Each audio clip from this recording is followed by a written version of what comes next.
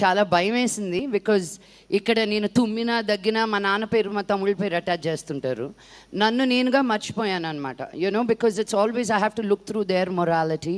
నేను అవన్నీ పక్కన పెట్టి ఇంత మంచి స్క్రిప్ట్, ఇంత మంచి ప్రొడక్షన్ కంపెనీ, ఇంత మంచి director, writer, just only as an artist ఆలోచించాను అనమాట ఈ సిరీస్కి. And I'm so glad.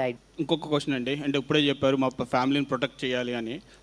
నేను చెప్పలేదు. ఫ్యామిలీ అంటే బయట వచ్చి ట్రోల్స్ గురించి వాటి గురించి మాట్లాడుతున్నాం. అంటే సోషల్ మీడియాలో బాగా అంటే వీ రెస్పెక్ట్ జర్నలిస్ట్ కానీ కమ్యూనిటీ కానీ అందరూ వీ రెస్పెక్ట్ ద మంచు ఫ్యామిలీ. బట్ ట్రోల్స్ ఉన్నాయి కొంచెం, అంటే మీది ఫ్యామిలీలో ఎవరు చిన్నది వచ్చినా సరే దాన్ని రివర్స్లో చేస్తుంటారు, ఎక్కువ ట్రోల్స్ చేస్తుంటారు. సో సోషల్ మీడియా మీద మీ ఒపీనియన్ ఏంటి, వాళ్ళ మీద ఏంటి?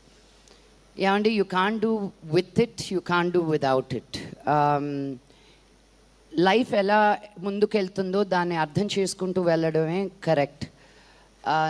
నేను నా కెరియర్ స్టార్ట్ చేసిందే దీంట్లో, టెలివిజన్లో అని. అండ్ సో నేను బిగినింగ్ నుంచి ఐ వాజ్ ఓపెన్. బిగినింగ్ చాలా హర్ట్ అయ్యేదాన్ని, బికాజ్ నేను ఇండస్ట్రీ అమ్మాయిని, నేను మీ బిడ్డని, నేను బయట నుంచి వచ్చిందాన్ని కాదు. నన్ను ఇంకా పూల్లో పెట్టుకొని చూసుకుంటారు అనుకున్నా. ఇంత కఠినంగా ఉంటారు జనాలను మటుకు నేను అనుకోలేదు. మెడ్రాస్లో ఉన్నప్పుడు మాకు ఇది లేదు, బట్ అప్పుడు సోషల్ మీడియా కూడా లేదు. పొలిటికల్గా ఉండడం మాకు రాదు, ఉన్నది ఉన్నట్టు మాట్లాడతాం. కొంతమందికి నచ్చుతుంది, కొంతమందికి నచ్చదు. నచ్చిన వాళ్ళు అభిమానులు ఉన్నారు, నచ్చిన వాళ్ళది కష్టం. సో